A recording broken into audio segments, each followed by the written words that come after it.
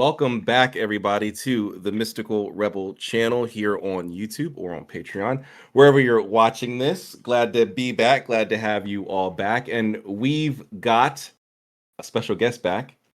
We've got our Serbian practitioner.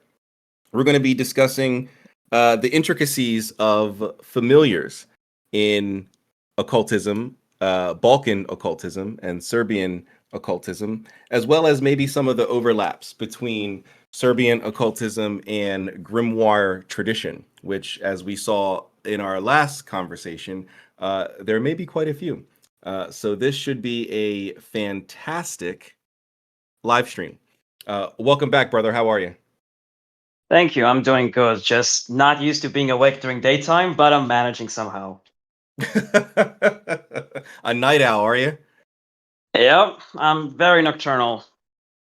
Okay, interesting. Yeah, I'm more of a day person, but that's because that's what I'm used to. I have to work during the day. At night is more either party time or relaxed time, depending on time of the year or day of the week. But yeah, I'm Yeah. definitely a day walker.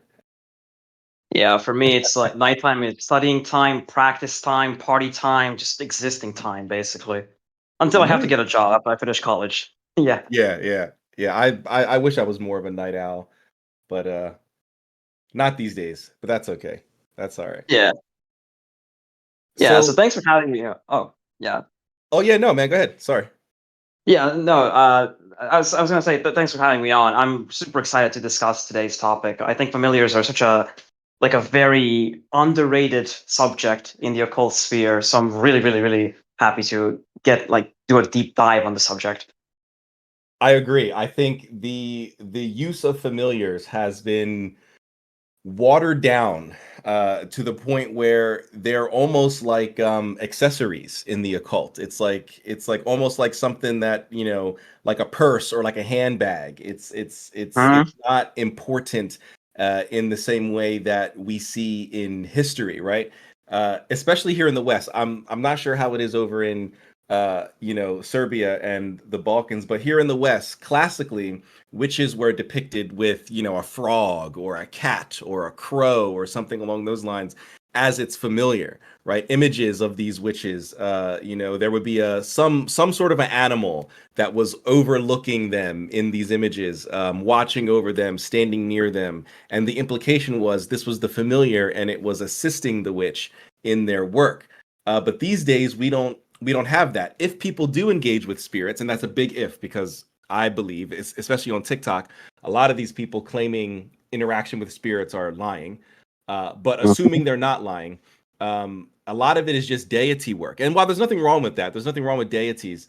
Uh, the personal connection that a practitioner has with their familiar spirit, I feel like that's been lost. That's a lost art. So I'm definitely excited to talk about this today.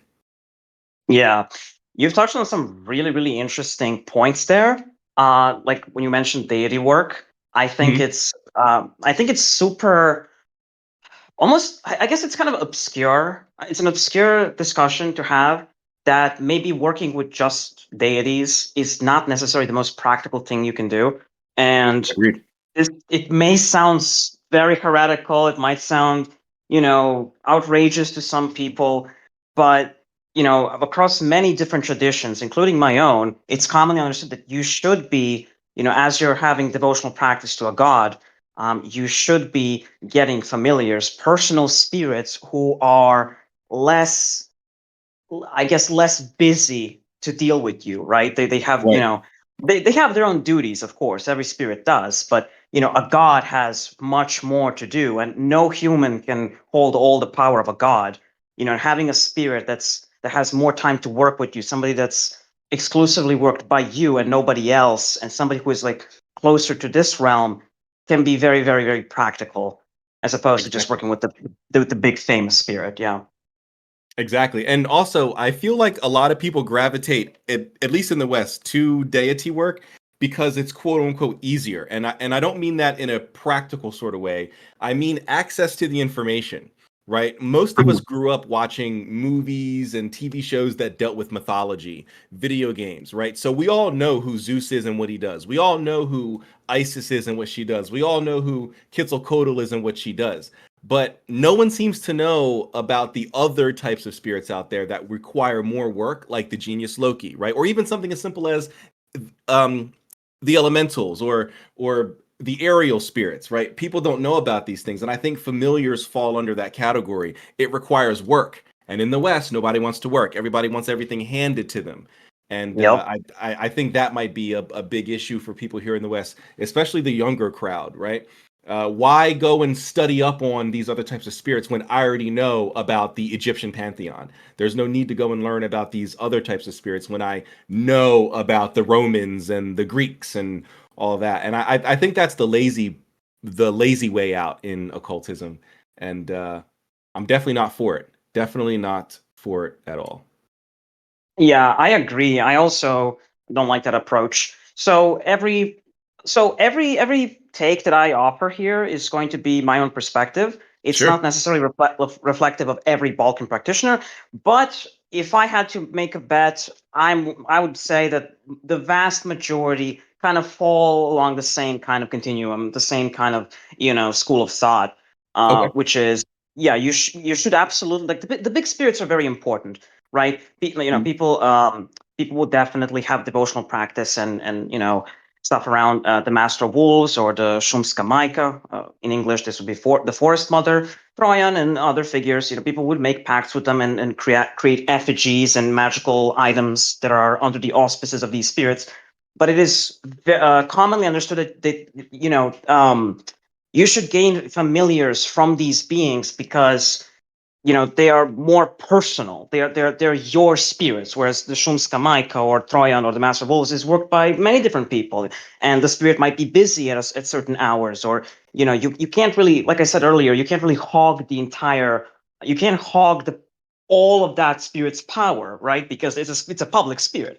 But with a Mhm. familiar, you can gain ingress into their power much more personally and in I suppose in much more depth, I guess. Not to say that you can't access some great depths with public spirits too. You can, but again, it's very very different when you have a spirit that is just your own and is willing to share secrets only with you and no other human practitioner.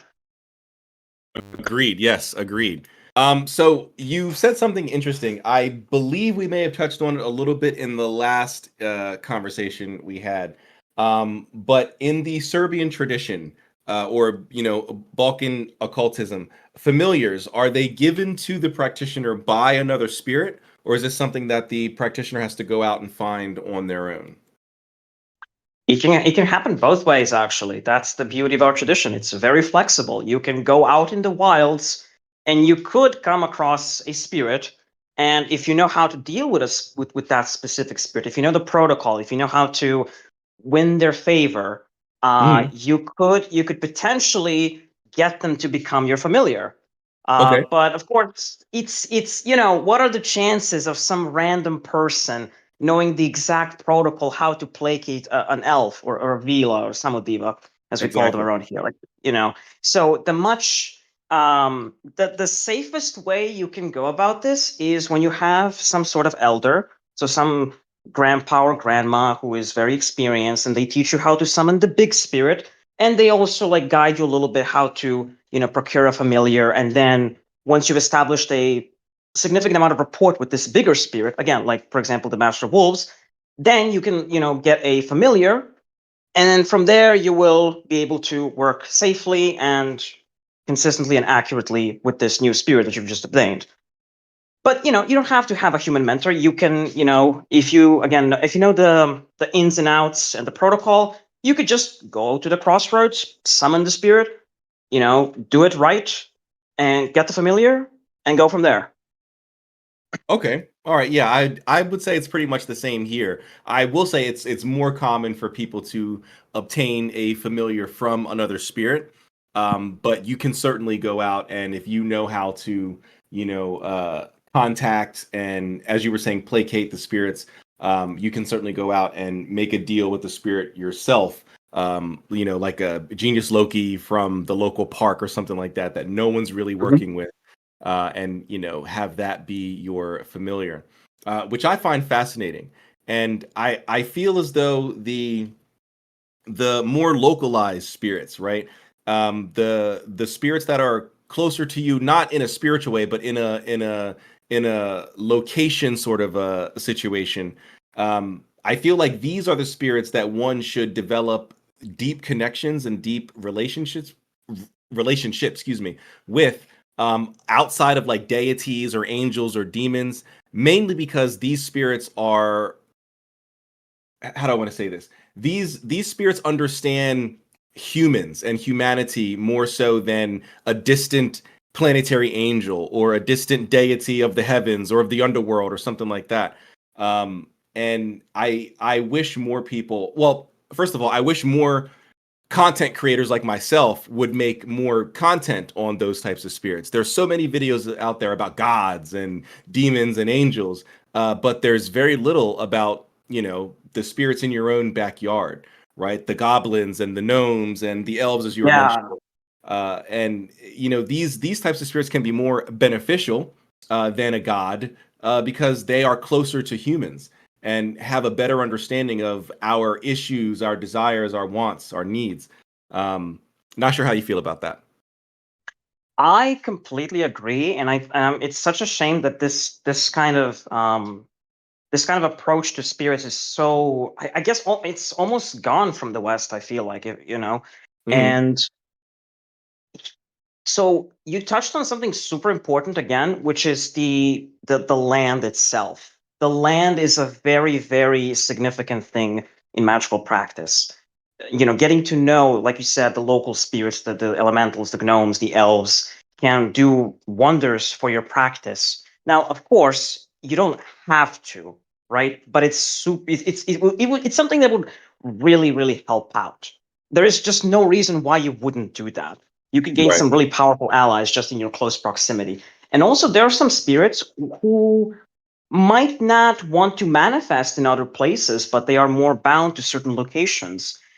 So like the elves from our tradition, or Vila or Samodive, they are often known to be residents of particular spots in nature. And they are, so in Serbian tradition, by the way, they are divided based on what they do and where they live. So you have Okay. those that live by the water, by the spring, by the on the mountain. You have some that live in the forest.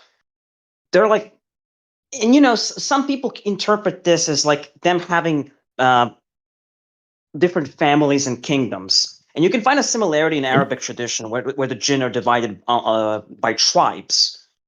So every like liminal location should be approached in a particular manner, and one could meet very different spirits in different spots, like a spring, forest, crossroads, Hmm. a mountain, and getting to know these spirits can be very, very beneficial, like you said.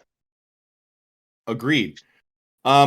So in the West, uh, we can work with familiars in more ways than just physical, right? One of the ways over here, a familiars can be used almost as a psychopomp of sorts, not necessarily in the realm of the dead, but in the realm of just spirits in general.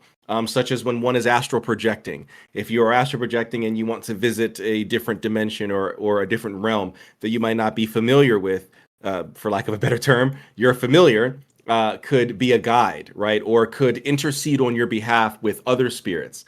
I know that my ancestors are good for that. I use them as intercessors for dealing with spirits that I might not have a personal relationship with. They'll go and make the introductions and then bring those spirits to me, and assist in that sort of way. Is that a similar usage over in the Balkans? Yes, yes, and I'm glad you mentioned that because it's very, very reminiscent of my own practice, and it's something that's present in many different systems. Like off the top of my head, I can think of Cyrillin from the Grimorium Verum, who is sort of this Oh, intermediary spirit that brings other demons to you, right? yes. There are, you could rely on other spirits, especially if you have a good pact with them, Hmm. to help you get in touch with other spirits. But not only that, they can also help you win the favor of other spirits, because this is something that I think most practitioners either don't think about or just flat out don't know. But spirits often engage, like they almost always engage in some sort of 5-dimensional, 7-dimensional kind of diplomacy with Yes, their own, with those that are on, like, of their similar nature or something along those lines. It's very complicated, and of course I don't pretend to understand all of it. But something I've noticed, a lot of spirits seem to know a lot of other spirits, and they can help you indeed. get in touch with them. Yeah, and they can teach you methods to essentially, they can teach you how to craft maybe an effigy that will be favorable to this like harsh spirit who would normally be harsh. But now that you've crafted this, now they're more amenable towards you. Now you can work with them more safely, for example. Exactly. That's something that I've seen in the West as well, and it's also present here. So absolutely, and yeah, in astral projection or shamanic flight, whatever you want to call it, they can be very, very helpful in guiding you. Not letting you go to some dangerous part of the underworld or something like that. They can be, Exactly. they can ward off harmful influences, harmful spirits. So yeah, absolutely. What you said is very much present in our tradition, although it's not really talked about that much. The shamanic experiences are not reported often because people here have a very strict secrecy policy, and that has a bunch of reasons behind it. But as somebody who is in this tradition, and Mhm. just to emphasize once again, I'm just one witch with his own idiosyncratic practice. I don't represent everybody here, Sure. but but definitely present in my own practice for sure. Like what you said. Excellent. And I like that you touched on the fact that like spirits talk to each other.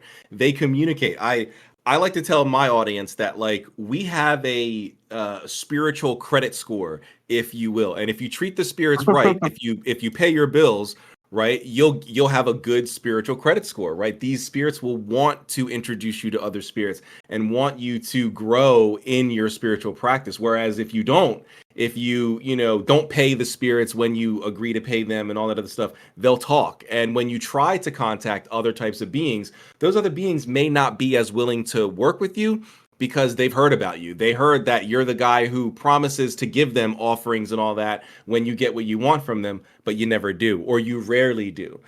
So I'm glad that you touched on that because I like to tell my audience that a lot, and I call it the quote unquote spiritual credit score.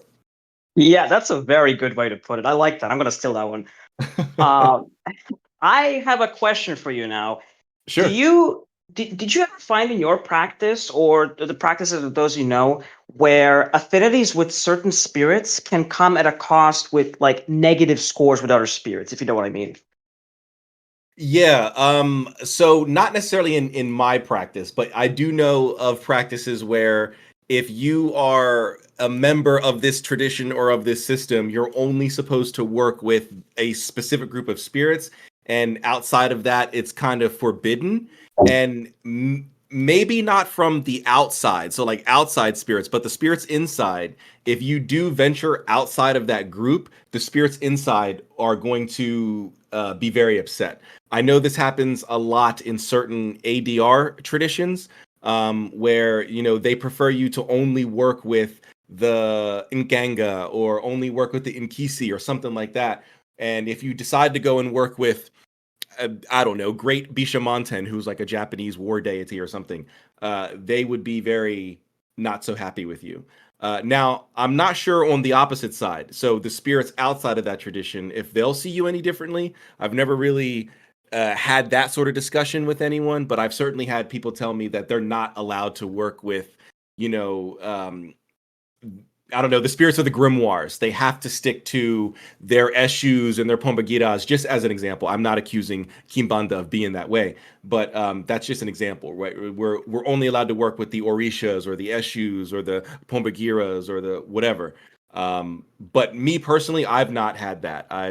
My grouping of spirits tend to be very open, and they tend to bring me other spirits to work with. I tell my ancestors, like, if you can't do the work, that's fine. Go find someone who can and bring them to me, and they'll share in the spoils that I'm going to give to you. and they don't seem to have an issue with that. They seem to be like, all right, if I can't do it, I'll find the one who can. Yeah, that's very interesting, and that really reminds me of back in my Grimoire days. I think it was in the Black Dragon. I'm 90% sure Okay. that you are able to petition one of the four kings to summon Hmm. a familiar, and if one of them is unable to do it, then bring out another one or something like that. I, I think it's in that text. I could be mixing them up. It's been years, but I do remember encountering in Western Grimoire tradition a similar principle where, if a spirit is unable to show up or unable to perform a certain task, then Hmm. another one is requested to do that. So that's really interesting, and I mean that's I would say that is a common thing across traditions. Uh, but I can't really prove that because my sample size is small. But I think it's that same element that does crop up often. Yeah, I'm not sure if it's the Black Dragon. I do know what you're talking about. I feel like maybe I don't. I don't know if it's the Black Dragon. In my mind, I'm hearing the Red Dragon or Le Véritable Dragon Rouge. Um, Hmm. but it's been a while since I've read that. Even though I have Lucifuge right here next to me on my wall, it's been a while since I've read the Red Dragon. It's not a favorite of mine. I prefer the Black Dragon. I do know in the Black Dragon you go through the four kings and then the seven daily rulers. Yep. And then at the end of that, they put you through some sort of like initiation of sorts. Um, but I do know what you're talking about. I just don't remember the Mhm. text that it's in. Yeah, it's been a while, so it's fine. But yeah, like it is certainly a interesting aspect of one's practice. But I have to ask you: have you ever in your work with spirits, have you encountered, let's say you have a familiar or an Mhm. ancestor spirit that were previously unable to perform certain kinds of tasks, but over time they end up learning them and then they start doing them? Have you encountered that? Spirits learning and adapting. Yes, but not from traditional spirits. I've only experienced that with servitors, where they'll grow and learn to do things over time. In my experience, with the exception of maybe like my ancestors, if I'm working with, say, I don't know, one of the gnomes, right? Their Mhm, domain is generally um like stability and I guess in our modern day world that would be financial things, that would be jobs and career and wealth and all that other stuff. And if if they're not able to help with a specific thing that might be slightly outside of that, I've never experienced them learning to do that. They generally say, I can't do that, but I know who can, and here's who you can go and talk to. I've mhm, never personally had, at least that I can remember. Maybe I have, but I don't, off the top of my head, I can't think of any experience where I had a spirit who previously couldn't do anything, and then, or not anything, but couldn't do a specific task, and then 5 years down the road, they're like, "Oh, I can do that now." I've never mhm, personally had that. mhm. That makes sense. I've definitely seen a fair share of both. So a spirit being, Okay, I think it really comes down to the specific spirit because they're all individuals, and I feel like people often sure. forget that. We use the word spirit, but that's such a broad category that encompasses Yes. so many different beings with Right. different natures and temperaments and offices, and you know. So I've encountered a fair share of both, where certain spirits, well, if they can't do something, they will, and they're on your side, they will certainly try to bring somebody who can, Right. right? But if you, I know of cases where somebody was really adamant on learning something with Hmm. their particular familiar. So they would reach out to a spirit who knows how to do this one thing that the familiar can't, and then ask this spirit to teach the familiar. And then the familiar Okay. starts being capable of doing that task that he or she wasn't previously capable of, which is a very fascinating thing to witness. And I think Yeah. it sort of goes. it might raise some red flags, because I know there's some philosophical positions in the occult community where spirits are unchanging, they're eternal, they're this Mhm. and that. I don't like to speculate on their ontology, and I just don't really like to make some broad judgments like that. I try to make judgments based on what I'm experiencing directly. And Okay. I know for a fact that a familiar, if they're not capable of doing something, it is possible to reach out to a deity or the lord or lady of that familiar, the one that rules over the familiar. It is possible for this spirit to sort of quote unquote upgrade them or teach them this thing, but it takes time, of course. Right. Yeah, so that is interesting that you bring that up, because even though I haven't experienced it, I have been part of discussions where people would talk about angels or demons or deities in their I guess most common governance, right? So we think of, I don't know, Michael the Archangel is the ruler of Sunday, right? So he rules over things like leadership and wealth and royalty and all that sort of thing. But that doesn't mean that he can't heal you, right? Even though most people might go to Raphael for healing, that doesn't mean that Michael can't heal you, right? And as you were saying, people tend to be on one side or the other. Either Michael can do more than just what his abilities in the Grimoires say. Michael can do more than just what the ancient religions, Christianity, Islam, Judaism, the Chaldean religions where he comes from, uh, he can do more than what they say, right? But then it seems like in practice, I've never had anyone say, "Oh, I mean, okay," other than like New Agers, who I don't believe. I've never had an actual practitioner say, "Oh yeah, I used Michael for curse work. I've used Mhm. Michael for healing, or Michael helped me find another job." Well, okay, I guess he could probably do that, but like things that are outside of his governance, and so I find that to be a fascinating thing. I don't know where I stand on that. I guess I am as of right now. I guess I'm on the side of spirits are unchanging. I haven't really dealt with a water spirit who they deal with emotions and love and I don't know, like the mind and intuition. I've never had a water spirit help me get a promotion at work. Right? I would usually deal with earth spirits Mm. for that. Right. So it's a very interesting conversation when people bring that up. Can spirits do things outside of their governance, and which does include learning new things? Mhm. So I would say, I can't comment on Michael because I don't really have experiences with angels. Hmm. Whenever I don't have experience with a particular group of spirits or an individual spirit, I try not to comment on that. But I would say it comes down to the individual beings in question. And I think Yeah. maybe there is some sort of limit, right? Because, for example, if a spirit has a certain set of abilities, perhaps they can learn something that they don't know, but isn't too far out of the scope of their quote unquote office, right? Okay.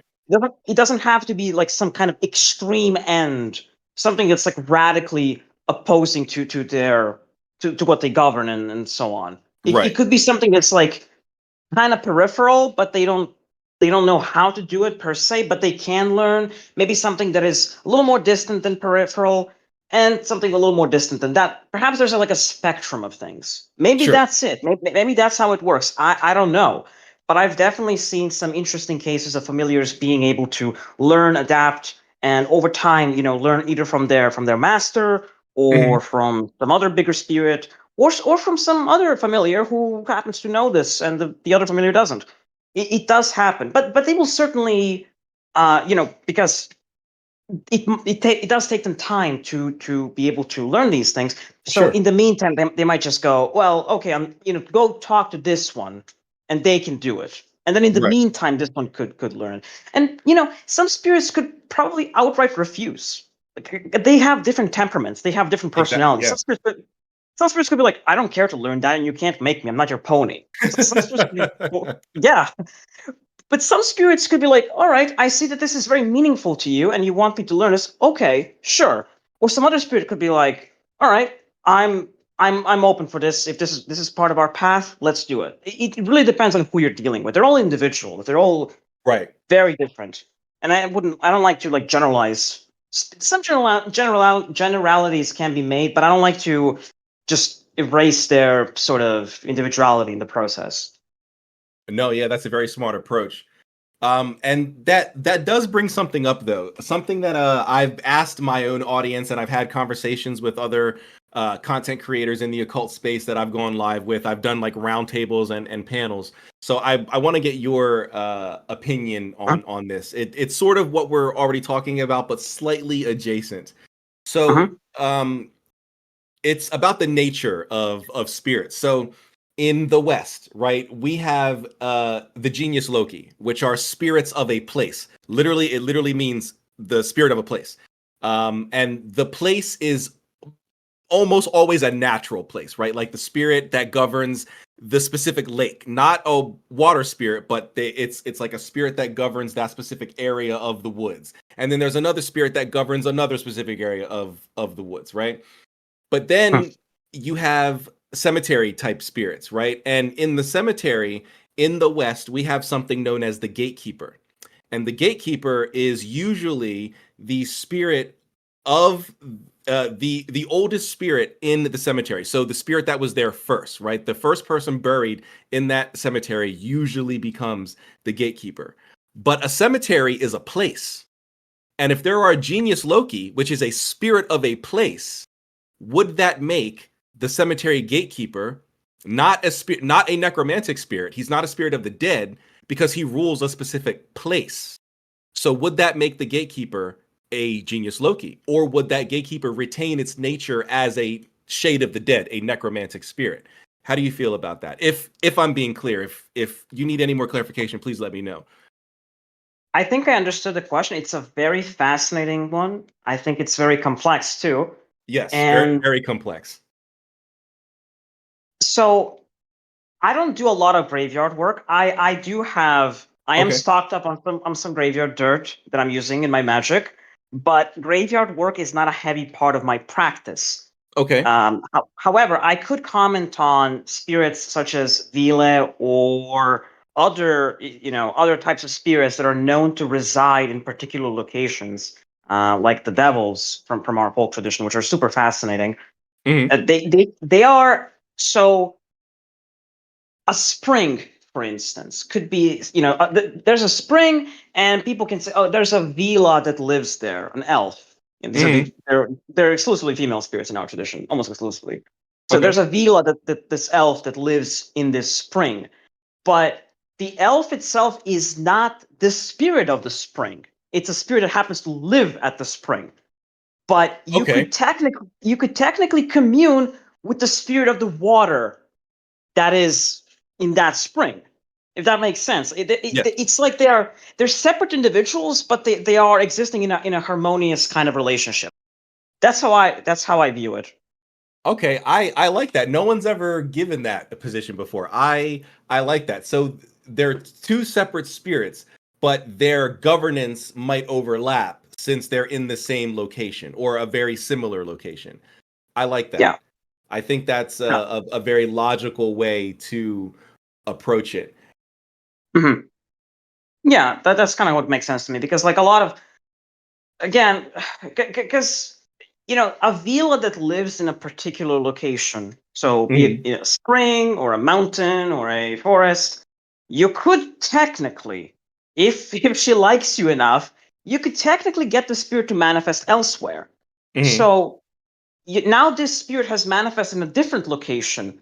You can't really think of the spirit as the spirit of that specific place anymore, right? Right. And somebody who goes to that place will still be able to commune with the spirit of that location, who is not the vila.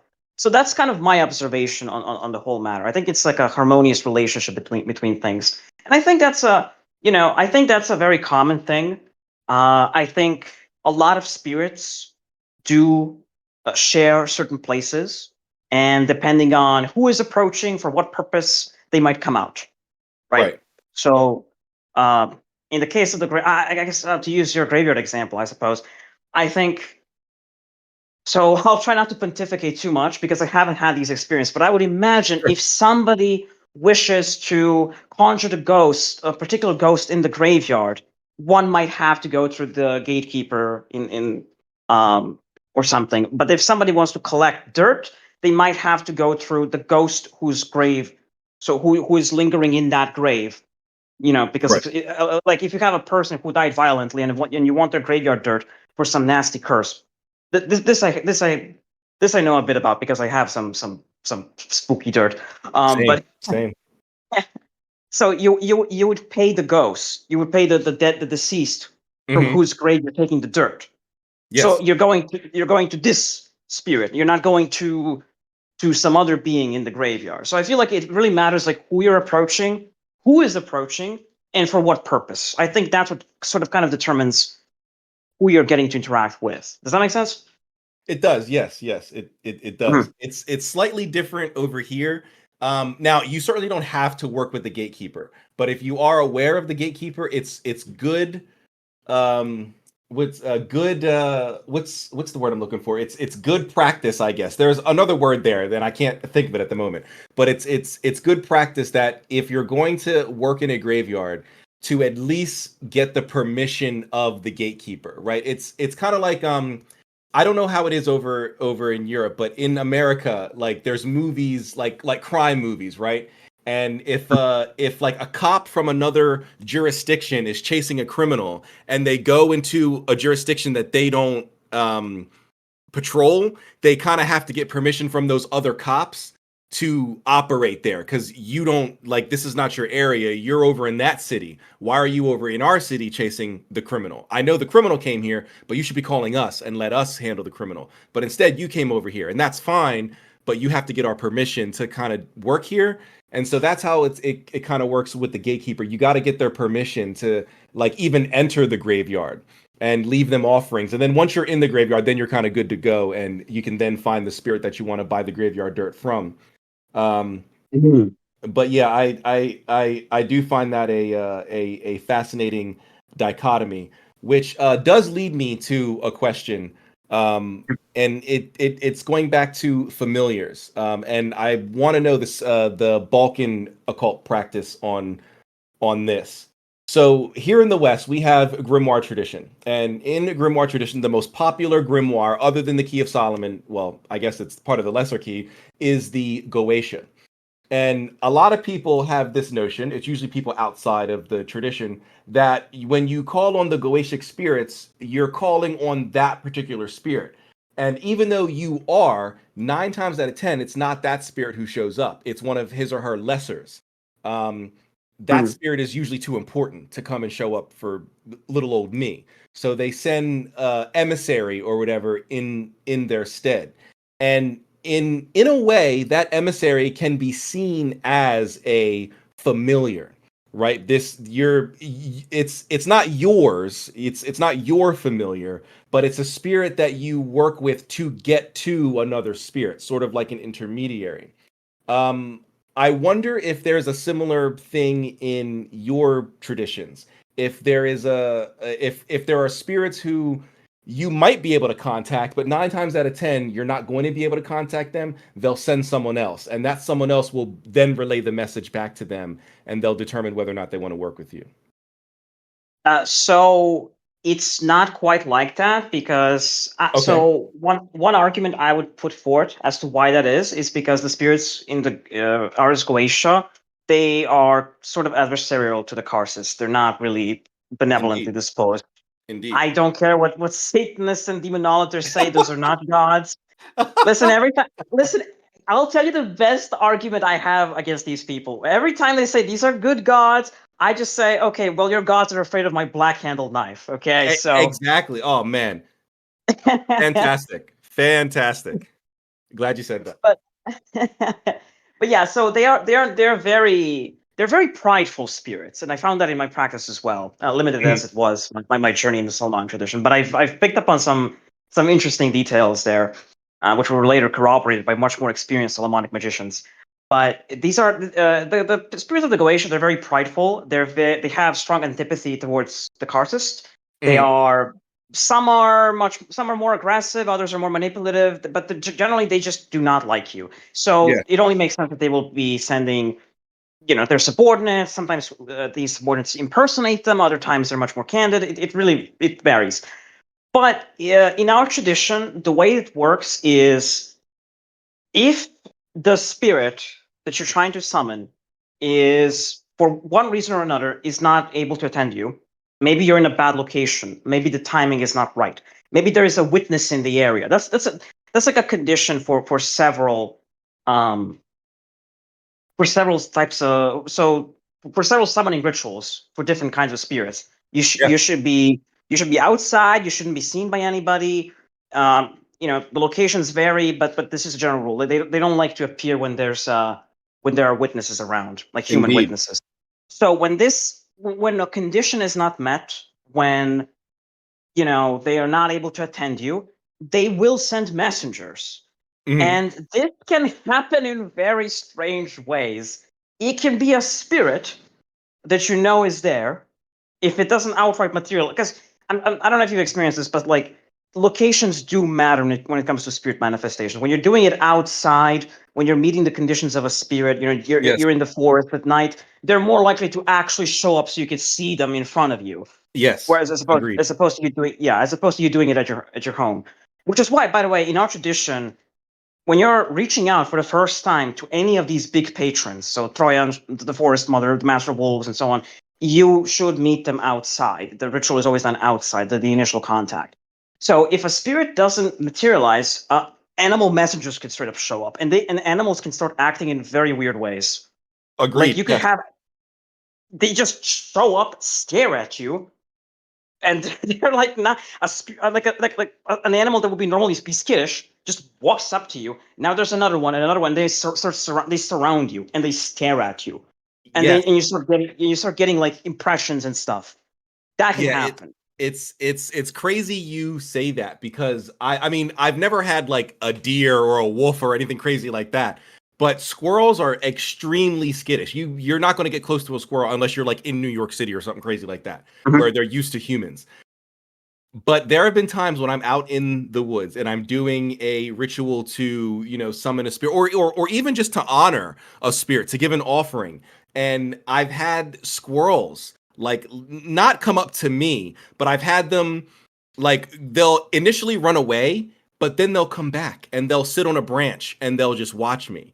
And it'll be three, four, five of them. And it like there's this I don't know. There's this energy in the air that you almost know that, as you said, they're like an emissary of the spirit that you're trying to get in contact with, or you are in contact with. And this is their sign that, hey, I'm listening, even though you can't see me or whatever. I'm listening, or we're listening, or whatever it is. And it's almost to the T. When I get done the ritual, I'll look up and they're gone.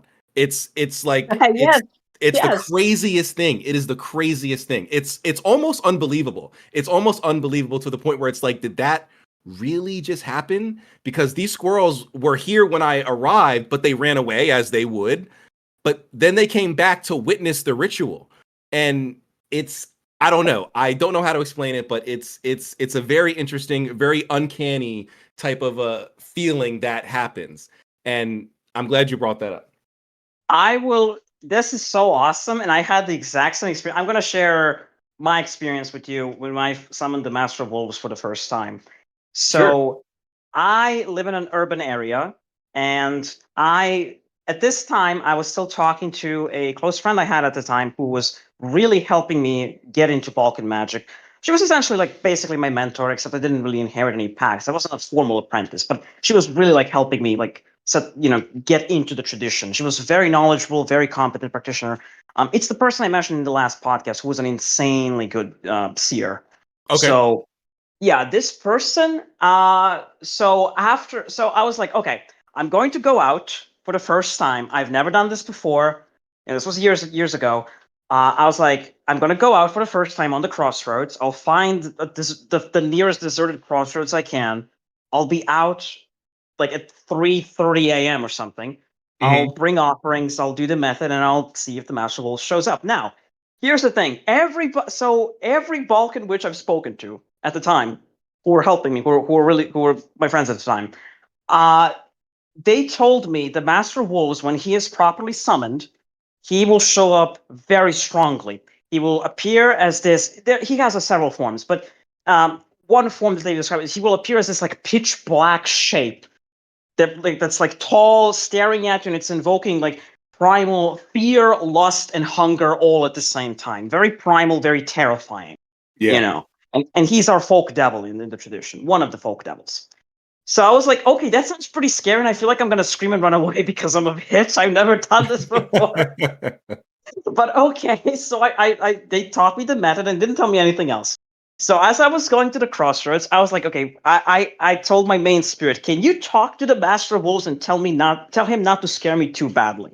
I want to summon him, but it's embarrassing. But it was my first time, so whatever. I own up to it. I was like, dude, just tell him not to scare me too badly. And so I arrived at the crossroads. I laid out the offerings. I started doing the method, and then the first thing that happened.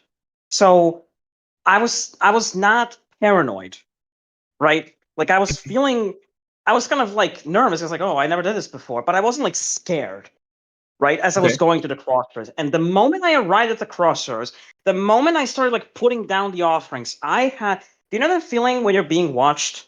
Oh, hell yeah. Imagine that times 100. I felt like I was being stalked by something. I felt like almost like a cold. I want to say like a cold breath on my neck, but it wasn't a wind because there was no wind in the area. But it was this like distinct sense of I'm being stalked, and I did not. Then I didn't think to. I didn't have time to think. Oh my God, I'm being watched.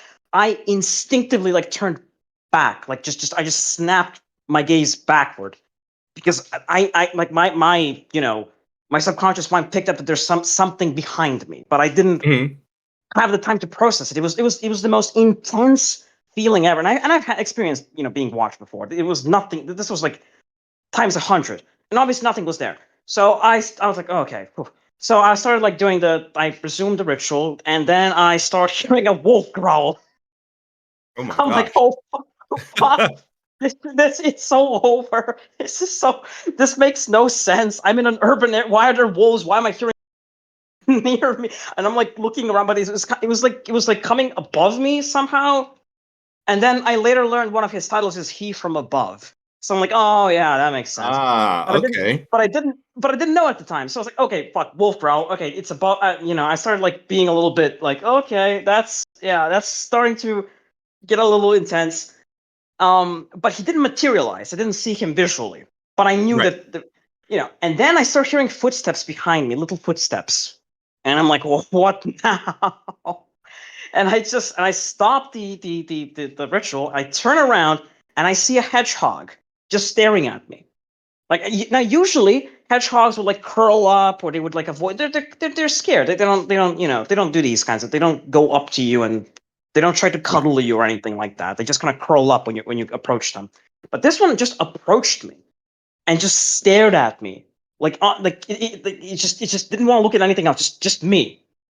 And I'm like, okay, that's really weird. What is this is random. What? Because I didn't know at the time the significance of the hedgehog. Yeah. So I was like, oh yeah, it's okay, it's a hedgehog, whatever.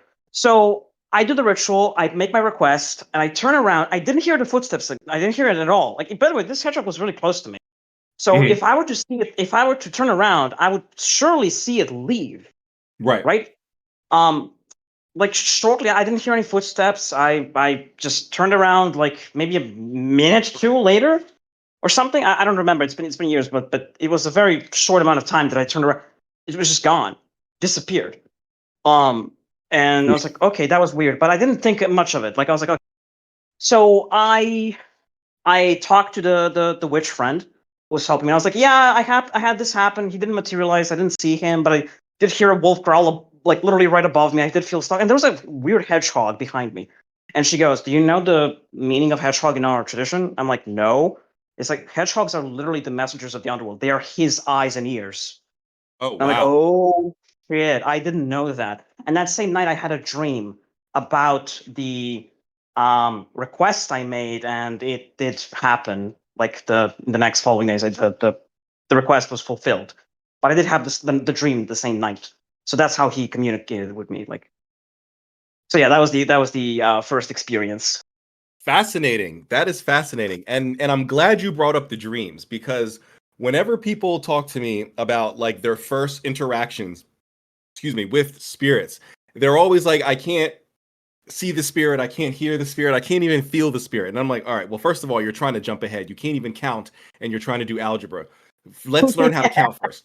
And my advice to people is, if you don't have your spiritual or psychic faculties, however you want to call it, open, spirits can visit you in your dreams, and they can speak to you. They can talk to you and teach you and instruct you and do all kinds of things in your dreams. That should probably be your first like go-to, if you don't, if like your third eye or whatever you want to call it isn't open and up to par.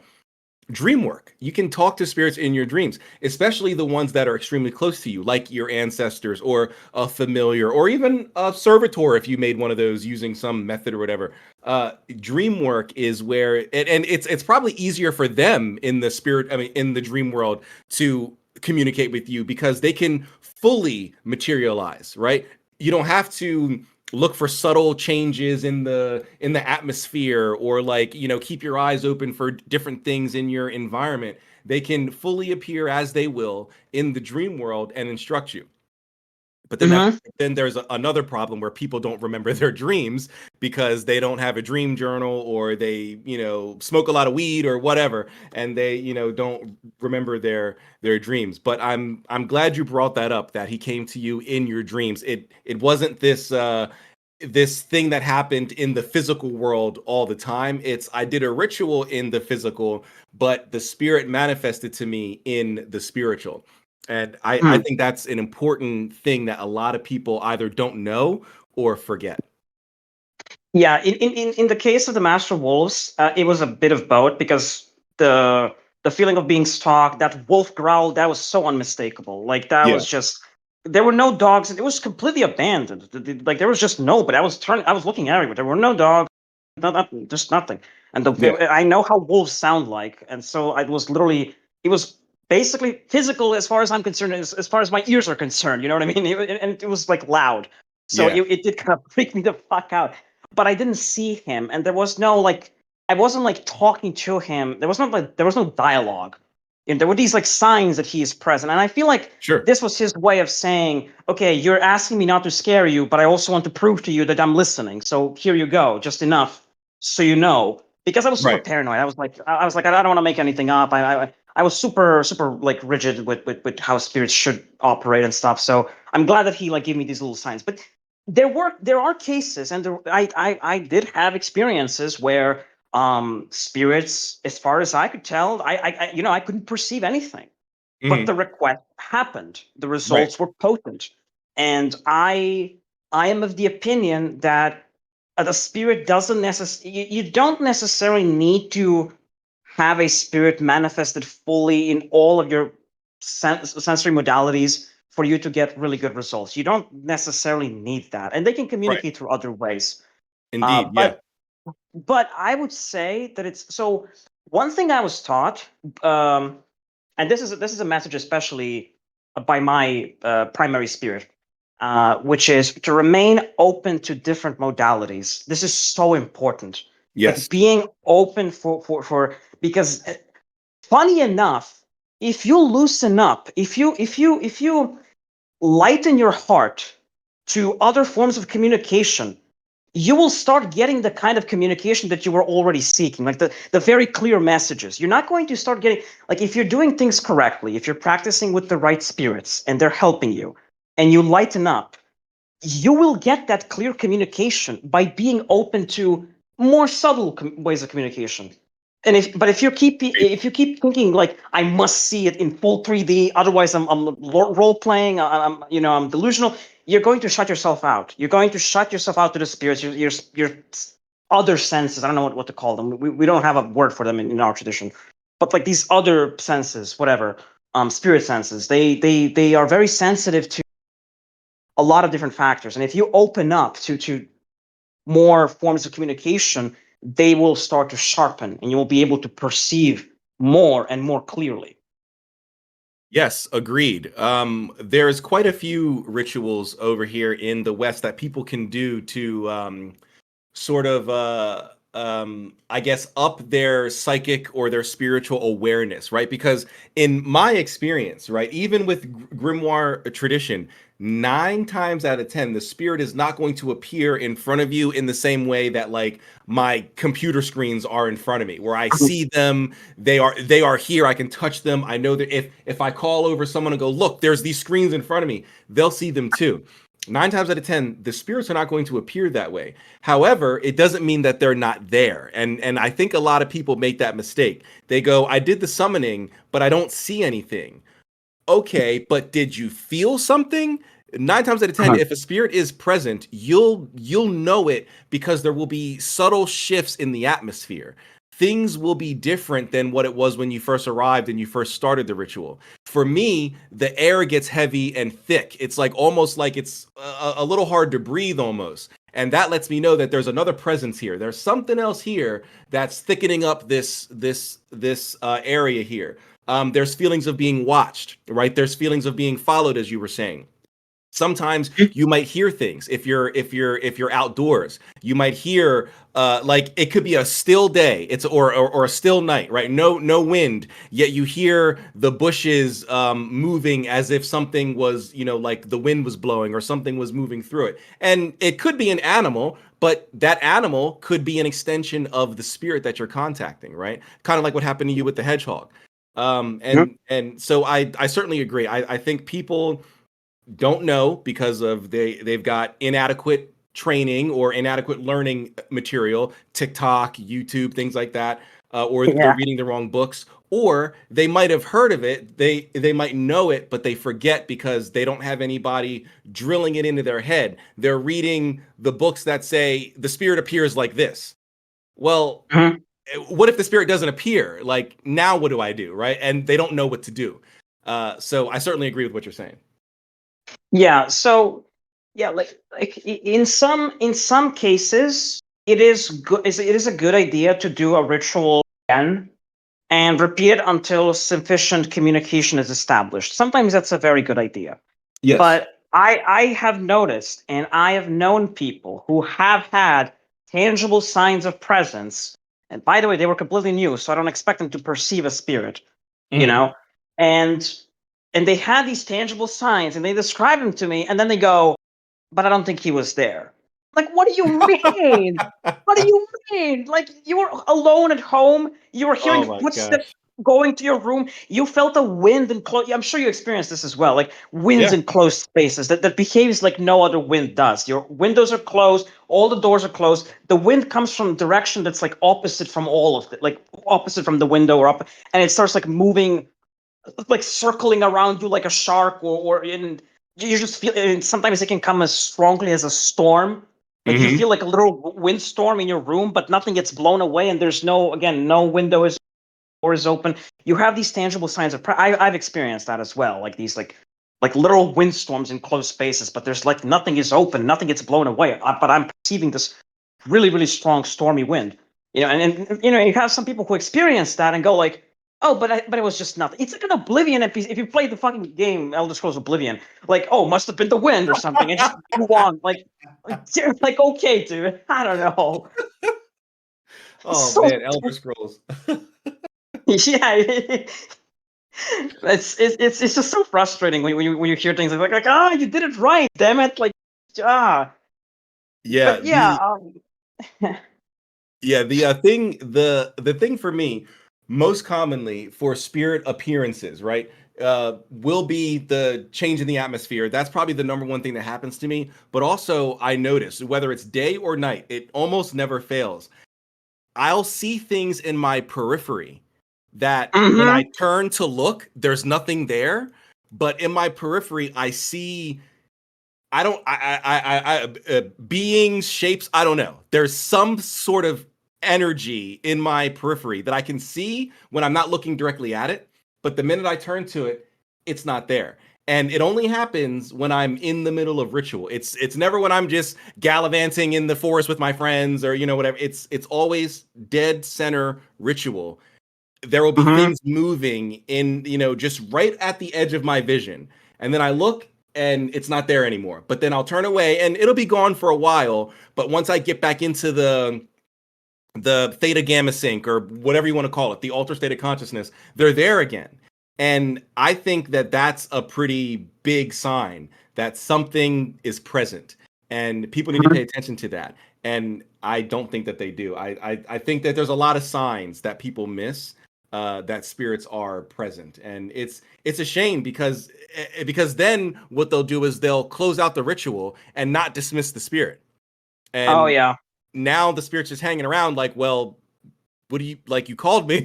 What do you want me to like? I'm here. What do you want me to do? And the person's just like, well, nothing's happening. So I guess nothing's here. And they get up and leave. And the spirit's like, okay, so do you I can want help haunt or you not? now. Yeah, right. And then shit starts going wrong. And they're like, well, I don't know what happened. I think I'm cursed. No, you just upset this. Like you called him, he came, and you just turned around and walked away. Like, like It what? can be very yeah. That can annoy them a lot. Like Yes. I know you get really annoyed by that. And it's Yeah, like, what do like you mean? I'm literally right here. What are you talking about?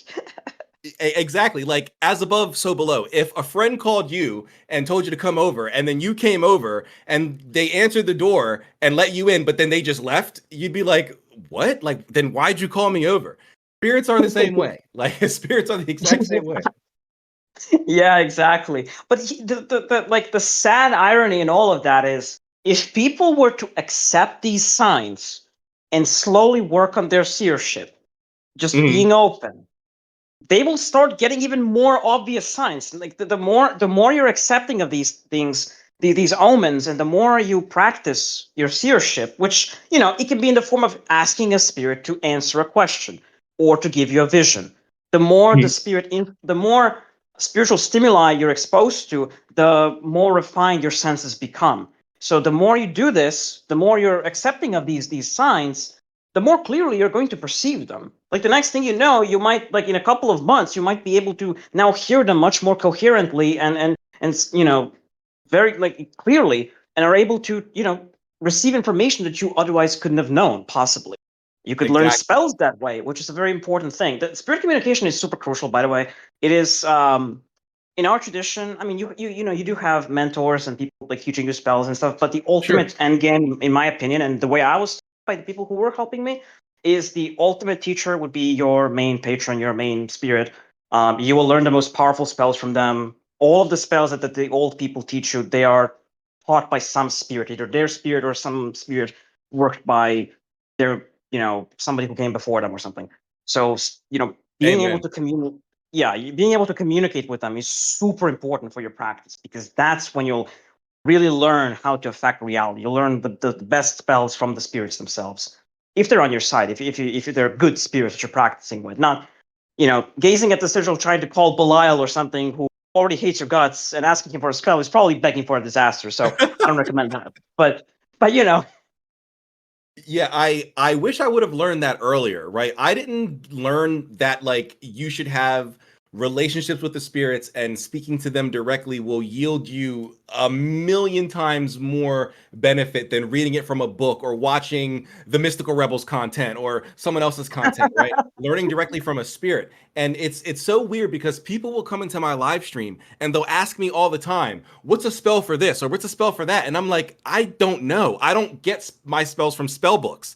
I learn my spells either from myself because I have the knowledge of correspondences and so I know what, like what things need to go together to make a certain thing work, or I get it from the spirits. I don't I don't know spells off the top of my head. I can't just like tell you a spell to get you a new job. What I can do is I can go to my ancestors and tell them, "Hey, listen, I'm not happy with my current job. This is what I'm looking for. Can you help me?" And then they'll work it out on their end and somehow I'll get a new job, right? Like I don't have, I mean, I do have a couple of books that have spells in them, but I think I only have one actual spell book.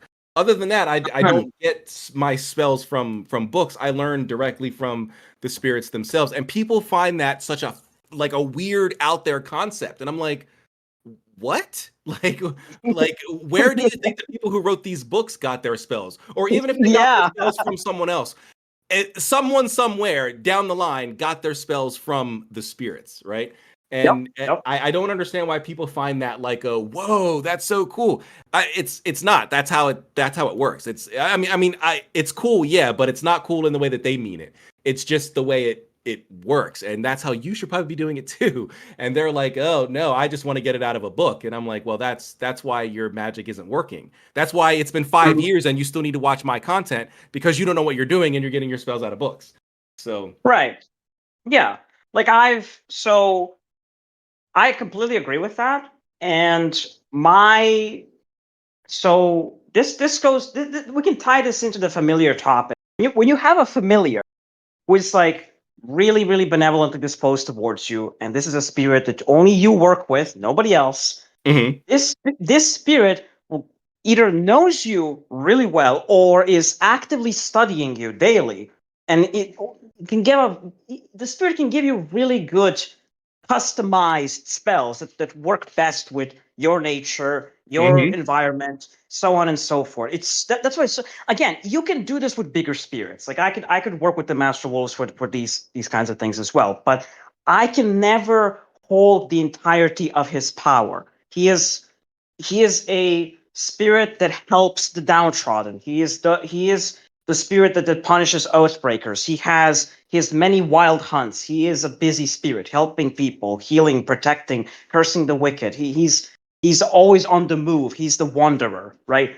But somebody from his pack, some of his wolf spirits, who, by the way, it could be literal animal spirits, werewolves, or like werewolves would be like ascended shamans kind of thing. So he has like many diverse spirits, and one of those spirits could be somebody who is my personal teacher and somebody who also helps me connect with the master wolves even more, right? So somebody who has more time for me, somebody whose secrets I am more like somebody whose power I can wield in greater quantity, I suppose, because no, like not other people are not really working with my familiar. I am, right, and the spirit has much more time for me, and is more likely to share more with me and know, like there's a whole list of things, right, and there's probably other elements to it that I'm not even aware of.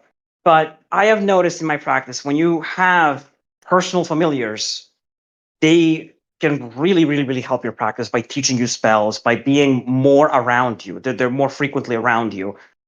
They have their own lives, sure, but they're more frequently around you, and so you can practice your spirit senses more with them, right? You have more time with them, hence you can learn more from them, right? And they're not as distant as some bigger spirits. They're more personal to you and to your, like, closer to your temperament and stuff. Said, yeah, I agree completely. And so that leads me to this. Earlier, I mentioned things like servitors. I wonder how servitors, egregores, thought forms, tulpas, as some people might even use that term. I wonder what role, if any, they might play in the Serbian and Balkan traditions. Do you guys manufacture spirits to work with, or is it all spirits that are ontologically real? I guess you could say. Uh, we don't have any such concepts. No egregores, no tulpas, no servitors. Only the Interesting. spirits Okay. that are, yeah, only the spirits that are, I guess, like you said, ontologically real. Yeah. Because our tradition is a continuation of our native paganism. Okay. So, and in Slavic paganism, these kinds of concepts didn't exist. It was just Sure. not part of our tradition. Okay. So yeah, I can't really comment too much on the servitors and stuff. Sure. Sure. Okay. So then this is going to get interesting. So let me ask you this. I personally have not dealt with this, but I know someone in New York who is a trad witch as well as a kimbadero. I'm not going to say their name because they're still active, and I don't want any controversy. But they how do I want to say this? They have spirits that they chimerically bind, if that makes sense. So essentially what they'll do is they'll take, say, a spirit of a tree, and they'll fuse or merge that spirit of a tree with, say, the spirit of an animal, and they'll make a Aha. whole new class of spirit. and work with that or offer that to a client or something like that. How do you guys feel about that? Like a chimeric binding of two different types of spirits together as one new classification. I am so this isn't unfamiliar to me, but I am not aware of Okay. any particular practices where you go out of your way to do it. Same, So, yeah. He was the first person that I was like, whoa, like what is this? I've never heard of that in my life. but it's not. I would say it's not completely unfounded. If anything, it seems rather creative because there is a myth. There's like a mythological understanding in our tradition. Hmm. Um, and again, there are many schools of thought, and there's a lot of contradicting, such as the nature of like living traditions and stuff. But the Zmai spirits, the dragons, the Hmm. celestial dragons, some dragons, some of them become what they are as a fusion of a serpent and a ram and an eagle. Huh. Like Okay. multiple animal spirits just chimerically combine into a dragon. There Right. is that bit of lore. It's not the only lore, and I would say it's not the most popular lore, but it exists. The Sure. most popular lore is that these are celestial spirits who come down from the heavens as meteors, and they choose their beloved, and they become a goddess of a given village. Tending to the crops, summoning rain, storm, ensuring the fertility of the crops, driving away evil spirits. That's usually the lore about them. But I've heard this other lore about them where they're like some dragons can be born as these like weirdo chimeras that just emerge from different animal spirits combining in some fashion. But I can't comment beyond that. Yeah. Okay. That's not a problem. Yeah, I just wanted to get your thoughts on that because prior to talking with him, I had never come across any sort of like I mean obviously there's myths and legend, but in real occult practice, I've never come across anything like that. So I always found that sort of fascinating that people can do or claim to do those things. I've never had the pleasure of working with any of his spirits that he claims to have fused together, so I can't speak to their effectiveness or usefulness or anything like that. But it's something that I heard of and just wanted to get your thoughts on it. I find it interesting. Not sure how I feel about it. I'd have to work with a spirit that's supposedly chimerically bound, but I don't think that that'll ever happen. But yeah, it's very interesting. It does sound creative and weird, but then again, spirits can be weird. So why not? I mean, if it produces tangible, consistent, strong results, and there's no backlash, these are like my main criterions. Then Mhm. I yes, go for it. That's what I would say about people who deal with that kind of stuff. Would I necessarily go out of my way to do it? No. Spirits go, hey, go bind this tree to an eagle or something. I'm like, oh shit. Then like, okay, I can't argue with that one. But yeah, it seems creative, honestly. And if it produces the good results without backlash, and if it's consistent, if it's consistently working, then I don't have a problem. Okay. All right. Interesting. Now let's shift back to the familiar topic for Mhm. just a moment. When people talk about familiars, they usually are referencing one spirit, right? I have a familiar. How do you feel about multiple familiars? People having multiple spirits that they consider a familiar. So, like, it's one thing to work with multiple spirits, but I would never consider my ancestors my familiar, right? Right. I have a familiar, but I only have one. Admittedly, I don't have more than one. I mean, or at least I don't have more than one spirit that I would call my familiar. How do you feel about people maybe having more than one familiar?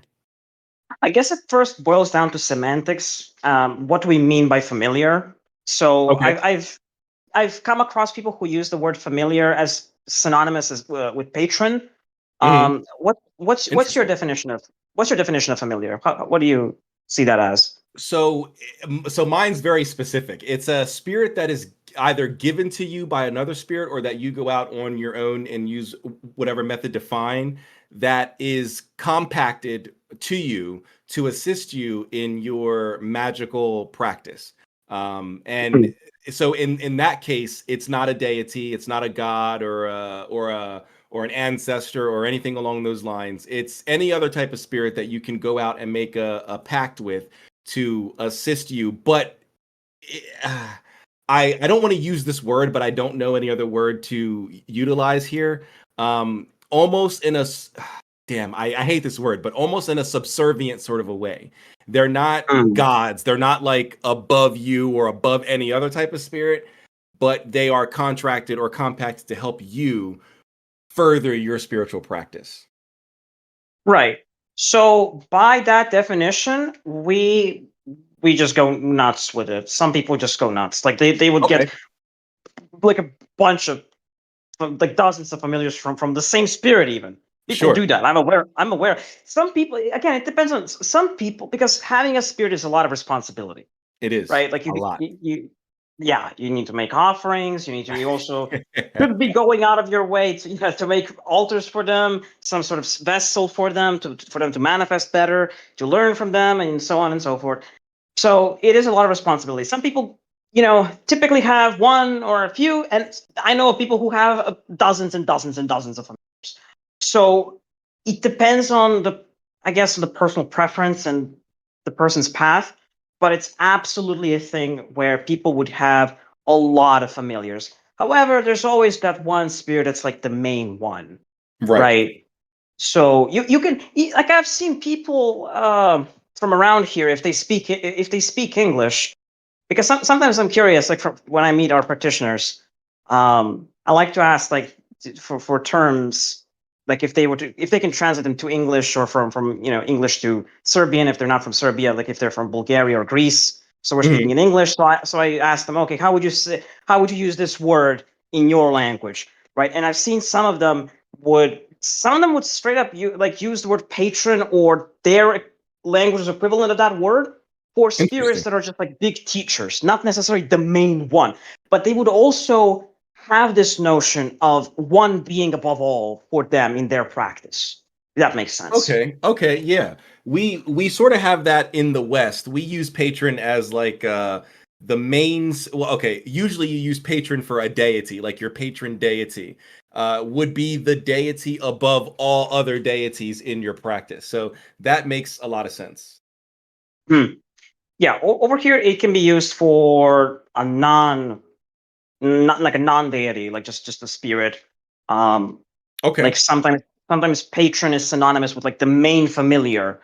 Um, it varies on the person, but I've seen like sure. people. Yeah, but there are like similar ideas from what you're telling me in the West. There are similar ideas here. I mean, so on the topic of like deities, so so our Slavic paganism didn't really survive, or rather, I should say it didn't much. Like most of it is lost, and so people here, especially those part of our native folk traditions, they don't really approach gods in their direct form, like Perun, Veles, Dashbog, Mhm. Vesna, Morana, and so on. They don't approach them in their direct forms. Often they are approached either through saints or they are met through another spirit. But there are people who attempt some sort of reconstructionism or revivalism or whatever. But like people would use the word patron sometimes even for saints, like the saint of their Slava, or the Slava is like it's a holiday that each household has their saint. If that makes sense. So each household, each family has their own each household. Rather, I shouldn't say family because your grandpa and grandma can be so another Right. saint. And, yeah, it can get a little bit convoluted, but basically each household has their own saint that they celebrate, and it's like the saint that's like closest to your family. And there's like a saint feast day on the holiday of that saint. So for some practitioners, the saint of their Slava can be their patron. I don't share that view. I don't really Christianity is not really my thing. I'm more of a quote unquote pagan practitioner, but I don't use the word Okay. pagan for myself. Sure. But people would use the word patron for Troyan or the Master of Wolves or the Forest Mother or some other figure who aren't necessarily gods, but they may as well be because they're really big spirits, and some scholars speculate that some of them are actually derived or in some fashion connected to the gods of old. Okay. Interesting. Interesting. Okay. So you're not really into Christianity. No. So does okay, so would hmm. So you mentioned devils, that there's like devils in Mhm. your tradition. Would that be synonymous with like a demon, like a evil type of a spirit? No, they are so fascinating. This is the most, to me, this is like I like all of our spirits from our tradition. They're all really interesting, but devils are the most interesting one because nobody likes talking about them. Everybody hate if you go to the villages and you use the word diabo or diaboli or diaboloi, depending on which Balkan country you go to. If you Mhm. use this word, they will not talk about it. They will say, "Shut up! Don't talk about it. Here's your Bible. Go away." Or here's your holy water and go away. Wow. They are okay. I can talk about a little bit about. There's a lot that I cannot talk about Sure. regarding them, but I will try to be as open as I can be to give you an idea. So these devils, they are not fallen angels. They are not demons. They're not seen as some like metaphysical evil. They are Okay. these very scary chthonic goat people, but they don't look like satyrs. Um, they look, I guess, if I had to compare them to something from another mythology, I suppose the Persian divs or even some Arabic jinn, but Hmm. even that is not quite the same. It's Okay. not the same, but it's like they're goat like, but they're not like satyrs. They look much more beast like monstrous. They're known to be. The thing is with them, the males tend to look really terrifying. The females tend to look more seductive. So that's the thing with them. But Huh. a female could Okay. appear, but a female could appear as like they can appear as reptilian or lizard-like or snake-like. Oh, sheesh. So that can be terrifying. They have like multiple forms. So goats and serpents are like their most common animal manifestations. But they look Okay. like they're very terrifying, and they are connected to the crossroads, the caves, various other liminal locations such as forests. They are typically summoned at night. They um for example, you have Troyan. He is an emperor of devils, and he is said to appear sometimes as three-headed. He is limping on one leg. He has a horse that he rides, and he can have multiple wings, and he carries serpents. So very terrifying, right? Like it can sound very Sheesh. terrifying. Yeah, he's like the emperor of devils, and they're much more in line with like pagan chthonic spirits than Christian demons. Because the thing is with Troyan, even though we regard him as like the devil emperor around here, he is by scholars assumed to be connected in some fashion to the Slavic god Triglav or Troglav, who was also three-headed. My own hypothesis is that he might have some connection to the god Zeus, because there are some iconographic correspondences, especially with him riding a horse who is lame, or he himself being like limping on one leg. Mhm. But they're chthonic beings. They are typically worked with for selfish things like revenge, curses, lust, money. They're very dark, very edgy. Not necessarily evil. A lot of them despise oath breakers and wicked people. So Okay. I would imagine some of them could be fucked up and maybe malicious, but those ones that I've been taught about, they are like, um, they're not evil. They're just dark and gritty, and they hate oath breakers and wicked people. Okay. Interesting. Interesting. Yeah. Yeah, I look at demons in a very interesting way because my religious foundation in the occult is classical Hermeticism, where demons are not necessarily a thing. They're there, but it's not a thing. But then from an occult perspective, where you've got the Goetia and all that other stuff, I tend to approach them from a historical perspective. I call them demons because colloquially that's what they're called. And if I simply say chthonic spirits, most people are not going to know what I'm talking about. So I have to use the term demon. But from a historical perspective, I go with the research of Jake Stratton Kent, who outlines a lot of these quote unquote demons in his Encyclopedia Goetica, specifically books 2 and 3, where he discusses their history prior to Christianity, where a lot of these so-called demons were simply just spirits of nature, or in many cases, celestial beings. They were beings of like the heavens, the zodiac, and stuff like that. That for whatever reason were demonized by the church over time. So my view on demons is a little unique. In some cases, I would say there are demons that are explicitly evil. They hate humanity and they want nothing more than the destruction of anyone who tries to contact them. Whereas there are other spirits that we would consider demons from our modern day perspective, but may not necessarily be evil or even want anything bad to happen to you or anyone else. Like if we're going to stay on the Goetia, Visago, who the text says is of a good nature, right? And I think he's if it's not him, it's someone else. But I think he's one of the spirits who even hopes to return to his former angelic nature. Which in that case you can't be evil, quote unquote, if we go with the Christianized version of angels. Right, you sort of can't be evil in that sort of a context. So my view on demons is a little unique and nuanced. Yeah, I've come across this view before. I am familiar with Jake Stratton Kent's work, so his work is definitely interesting. He was very, very knowledgeable on the Western tradition, Yes. and I would say that.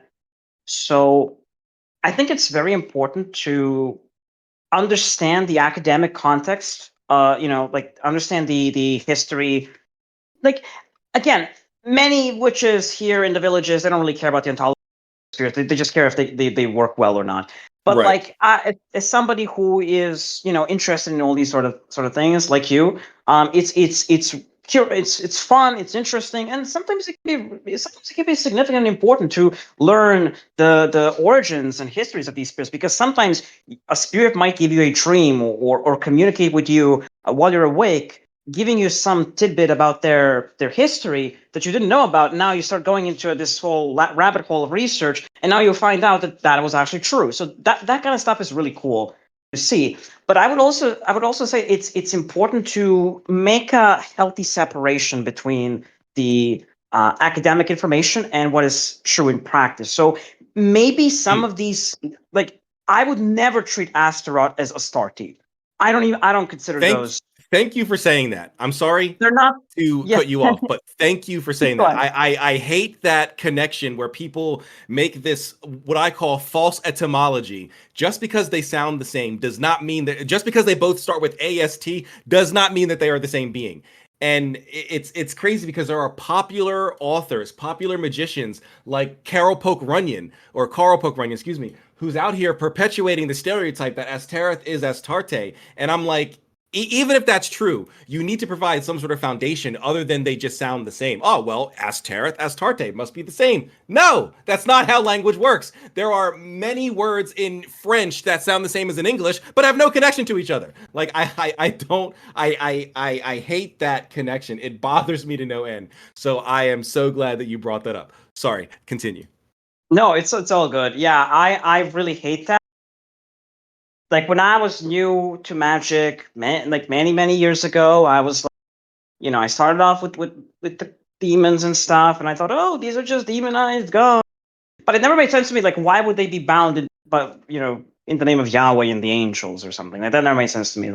And practice has shown me that these are not gods, and there is nothing stopping a spirit from calling itself one thing or the other. There's like Sure. there are many people like named Michael or John. Why do you like? Why would spirits be any different? They can share name. They can straight up give you a fake name. These grimoires. These are notes of sorcerers. They recorded the names of spirits. So a spirit could say literally whatever, and they would record it. Or a spirit could technically have a name that might sound similar or has etymological connection, but it is different for some other reason. For example, Astaroth can be connected with Ashtoreth. Ashtoreth is a corruption of Astarte. It has to do with like a shameful thing, right? Mhm. The Hebrews, they demonized the gods and they gave them these butchered names. So the demon that calls itself Astaroth might call itself that not because it's a goddess, but because it's alluding to this like corrupted nature, this like Right. shameful thing. It could have like these like symbolic reasons why the name is like this. They're not gods. They're demons. They can be bound. They can be commanded. I am not a fan of Christianity. This is not my thing. But I am very, very well, cognizant of the fact that you can bind them in the name of Yahweh, Jesus, angels, and so on and so forth, right? Like these are demons, and then just because there are these like connections, we shouldn't like assume um that they are like gods or even benevolent spirits. Some of the spirits from the Ars Goetia, I would say that not all of them are equally evil. Some of them could be very neutral. Some of them Oh could be yeah. okay, Oh yeah. right? Definitely. But people should stick to the protocol. It's there for a reason. Don't if it sometimes people shouldn't just be like, oh well, this demon sounds kind of nice. He's teaching math, so he can't possibly want to flay me in my sleep. No, he just might. Just stick to the Yeah. book. Yeah. Yeah, and like you said prior, like if a human can be a math teacher but also a murderer, why can't like a spirit, right? Like we all seen Breaking Bad, right? He's a chemistry teacher who became the top Mhm. drug dealer in the country. Like just because he's a Yeah. chemistry teacher doesn't mean he's not a bad guy, right? So just because I don't know, there's a Salos gives love between men and women doesn't mean he can't fuck shit up. Doesn't mean he can't like literally put you on your ass if necessary. But then at the same time, the opposite could be true. Just because he, there's a demon in the Goetia that handles disease and sores and ulcers, doesn't mean that he also can't do good and heal you of Mhm. ailments and things like that. So there's a dichotomy that people want to ignore, and I don't think that that's useful. Yeah, the spirit Buer, for example, if that's how you would pronounce it, the that one is like known to give disease, but he can also cure them. Marbas also, if I remember correctly. The Yep. lion one, the lion-headed one. Um, but yeah, absolutely. Like they can have dual nature, for sure. They're not spirits are not. They're rarely one-dimensional. Sure, there might be some things in the astral plane, like some simple spirits that are one-dimensional, but the ones that you would usually call up they can be pretty complex for sure. Also, there's something interesting I wanted to mention. Sure. When we were talking privately, you mentioned as you were reading works of Drake Stratton Kent, you found a connection between Astaroth and Onoskelis, Yeah. the donkey-legged female demon in Testament of Solomon. Yep. I don't know if you noticed, but there's a type of spirit in Greek folklore, in Greek folk tradition, called Anaskelades. I am not Greek, so my Oh. pronunciation is not perfect. But these Anaskelades, they are. It's first of all, it's very similar to Onoskelis, and they are described exactly as or Onoskelis rather was described in the Testament of Solomon. They are donkey-legged spirits. Ah, okay. So No, I've never heard of that. That is interesting. Yep, yep. I have found some interesting connections between some things that are in the Western grimoire tradition. They also occur. They are a thing in some of the folk traditions here in the Balkans, which shouldn't be surprising because the grimoires they also derive from Byzantine folklore, Hmm. and and so in the Greek folk tradition, this one is my favorite. This is something I alluded to. So in the so the grimoire Hygromantia, right? Of course. The magical Yeah, treatise, yeah. yeah. That one is a really fascinating text because it has a major patron spirit that is worked with in Greece, in Greek folk magic to this day. The spirit Interesting. is called the Who's that? spirit is called Kali. The spirit is literally called Kali. which in Greek means good, but the full name is given as the Good Lady of the Mountain. Or in Hygromantia, you'll find it as like it's written as Kalle, pronounced Oh, yes, Kali, yes. Lady of the Mountain. Yes, she is a major patron spirit in Greece. She Wow. is Okay. yeah. So Hygromantia is old as hell. And now think about 2025. You still have people working with Kali who have never even heard of Hygromantia before. So Exactly. I Yes. find this connection super fascinating. She is a mistress of the elves. She is like an elf queen. She's Hmm. the one who leads the elves, the Vile or Samodive who live in the mountains, the elves of the mountains. She is a benevolent but also a wild spirit, essentially a goddess in some respects. And interestingly enough, I became aware that there are two Greek folklorists called Nikolaos Politis and Georgios Megas. These two have recorded accounts from Greek villages, and Kali is mentioned a good bit by the villagers. Uh, and Hmm. it's super fascinating because these scholars, this one might surprise you, but this spirit who appeared in Hygromantia and is still worked with in Greece in villages, Hmm. this spirit is speculated to be none other than Artemis herself by the scholars. Really? Yep.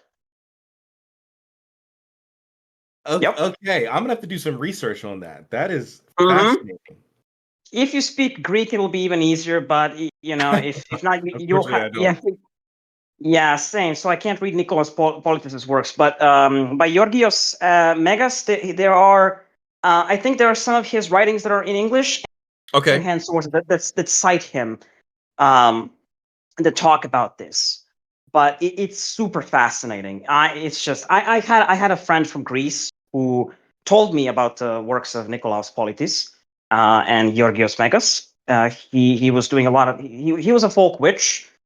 He was also personally going to the villages and getting as many accounts as he could, and he was doing a lot of research on his own, like going through the books written by folklore. So he was very well informed, and he told me, yeah, the scholars in our country, they speculate this spirit Kali, she is most likely to be Artemis or derived from Artemis.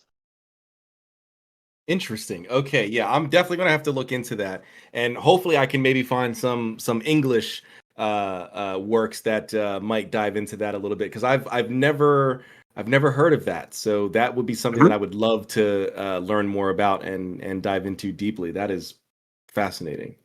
Thank you for sharing that. Yeah, yeah, no problem. And you could, of course, you have the Hygromantia there to summon her.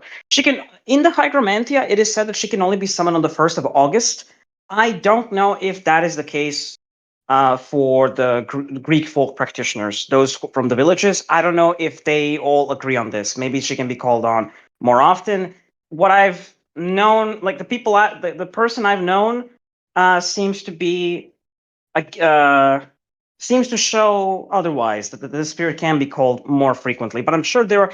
So the thing in our tradition, there are certain days uh, on which the elves, the Vile, Samodive, Nereide, Nereides, however you wish to call them, Mhm. they appear. But then they're like when you don't call them on those days, they're either gone or unresponsive, or there are certain times when you should be calling them. There are like there's a protocol there. Right. Okay. Yeah. Okay. So timing is an important aspect there. Okay. Hmm. Which is Yeah, which different. is. Oh, sorry. Go ahead. Mhm. I was gonna say, yeah, for the elves specifically, they are a little bit more pedantic with time, but the devils, for example, not so much. The devil always hears what you call, so Yeah, that's interesting that you brought that up. And then earlier you brought up location as an important part because I have this old what is this? A dry erase board from when I first started making content 4 years ago. And I have on here how to do magic. And I have 5 steps for like the bare bones basics of magic. Like, and number 4 is timing, and number 5 is location. The first 3 are intent, the tools and the items, or the materia magica, and then the third is the vocis magicae, or the magical voice. But then timing and location also play an important part. So it's funny you bring that up because I've been teaching that as part of my 5 steps of magic for the last 4 or 5 years. That timing and location are extremely, well, not extremely important, but can be important aspects to one's practice if you're, especially if you're trying to engage with spirits. Timing and location can be very, very important. Yeah, because certain spirits might outright refuse to manifest particular locations. One thing I've discovered is that air is also important. I don't think this is discussed too often. Maybe you will find some references in the Western. There is oh gosh, I forgot what the name of it is, but there's this like quote unquote astrology manual by I think Raphael was mentioned in the title as well. It's been years, but there in this book teaches you how to summon the demon king Aegon. And this book lays out specifically you must call him when the skies are clear. So the air, the weather can also play a factor in summoning certain spirits. So some spirits might like the elves that I kept mentioning, these female spirits from our tradition. A lot of them might just prefer the city. You have to go to them into the forest. Some of them, if they like you enough, they'll be like, okay, I will come to you, and then they will teach you methods how to sort of enchant your own home and craft a vessel where they can manifest freely, like getting special herbs, materia, dirt from certain locations, from sort of springs or mountains or forests. Depends on the spirit, but some spirits could just, again, it depends on the class of spirits and on the individual as well.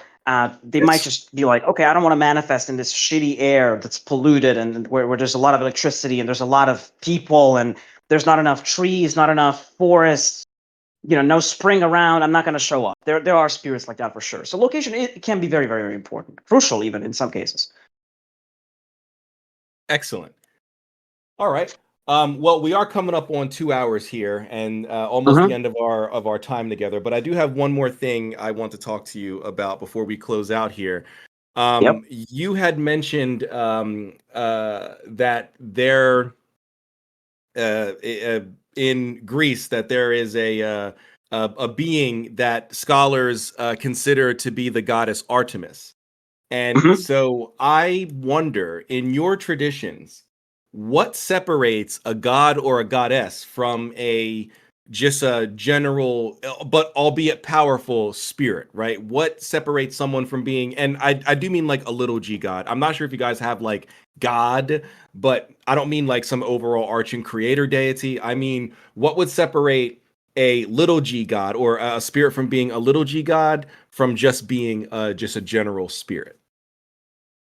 That's a very, very good question. Okay, the witches from the villages generally don't think about these things. They're like, okay, can this spirit help me? They don't have much time to think about, I have a neighbor to curse, I have my crops to save, I have weather to manipulate. Can the spirit help me or not? So they don't really think about it too much.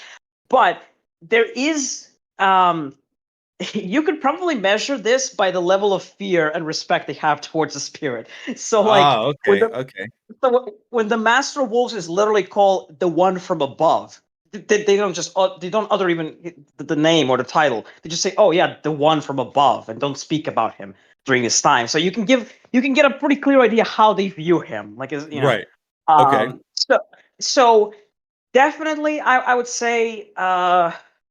It really depends. I think based on some like intuitive knowledge of their power, people can be like, okay, this is. But they don't really think. There's not really like any theological discussion here. They don't really talk about or think about these things. But if I had to make an inference, it's like you just kind of infer from how they look at the spirit and how powerful the spirit is and how they treat him and stuff.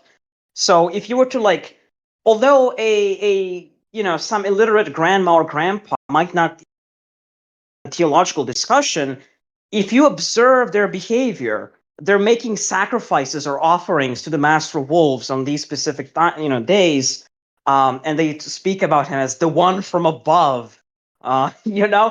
could kind of essentially see, like, basically they're treating him as like a pagan god. Like, you would see these things. You could kind of make an inference there, but yeah. Okay, great. Thank you for sharing that. That was just something I was wondering, like how different traditions make those distinctions, right? Because in a Christianity or Judaism or Islam, it's very distinct. What is an angel, or what is a jinn or a demon, or what is a spirit of the dead, or whatever. It's very specific. There's really no room for your own interpretation. And so I was just wondering how your traditions do it. So that's fascinating. Thank you for sharing that. No problem. My pleasure. All right. It looks like we have come to the end of our discussion, our time today. I had a great discussion. This was fantastic. I think the audience will learn a lot. I've certainly learned a lot, and I'm definitely going to do some research into Kali, or Kali, however you say it, from the Hygromantea, and her continued usage in Greece, which I was not aware of. That is fascinating. And so I would definitely be looking that up, and I'm sure others in the audience will be following behind me. Before we close out, do you have any final words? Anything you want to let the people know? Two things. So, on the topic of familiars, don't underestimate them. They're not just animals. A powerful elf can also be a familiar. Dark horsemen to Dorothy from our tradition can be familiars. Even devils. Number one. Number two, I would give a shout out to my bros over at the Shambhala group. They know who they are. Your videos. So I am very much looking forward to going on a little quest with them on a special mountain here in Serbia. They know what that is for. Oh wow. And that's Okay. about it. Yeah. All right. Well, good luck. I hope you get everything out of that you're looking for. I hope it all works out for you guys. Whatever you're going up there to do, I hope it all works Yeah. out. Thank you. Of course, man. Well, thank you for your time. Thank you for coming on and discussing with us. I look forward to our next one, man. Same here. All right. Well, thank you everybody for checking us out. If you're already not following me, please hit that like, hit subscribe. And if you're not following me over on Patreon, do consider joining the Patreon, patreon.com/the mystical rebel. You can also follow me on TikTok, where the bulk of my content lives, tiktok.com/the mystical rebel, and visit my website, themysticalrebel.com. But that is all for now. Thank you all. And I will catch you guys in the next one. As always, seek the mysteries. Peace. Thanks for checking out my video. If you enjoyed this clip and want to see the video in full, consider joining my Patreon at patreon.com/the mystical rebel. Also consider following me over on TikTok, tiktok.com/the mystical rebel, and check out my website, themysticalrebel.com. I hope to see you there. As always, seek the mysteries.